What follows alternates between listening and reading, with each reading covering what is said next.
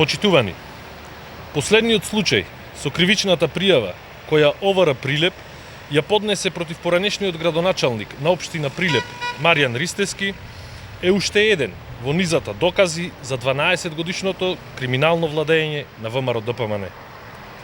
Екс-градоначалникот Ристевски е дел од случајот во кој 9 физички и 2 правни лица се сомничат дека го оштетиле државниот буџет за 8 милиони денари.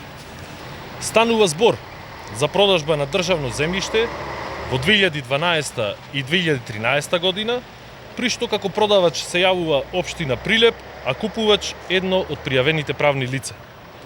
Како што информираше МВР, во постапката за оттуѓување на земјиштето биле употребени лажни имотни листови во кои не постои податок за правото на користење на земјиштето, иако уште од 1 октомври 2009 година како корисник е запишано Министерството за одбрана.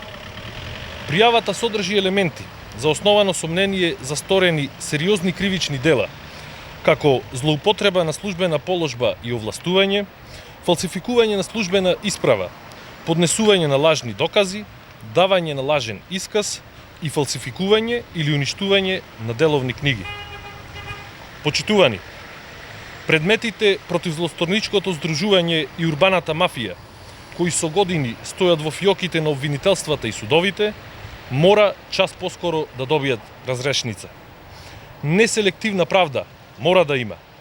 Граѓаните бараат одговорност за криминалното трошење на нивните пари од страна на поранешните функционери на ВМРО ДПМН. За Социјалдемократскиот сојуз на Македонија, како партија на власт, владењето на правото е еден од темелните принципи.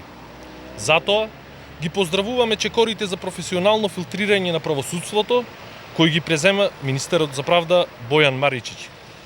Работата на судовите, на председателите на судовите, на судиите и обвинителите мора да подлежи на темелна проверка.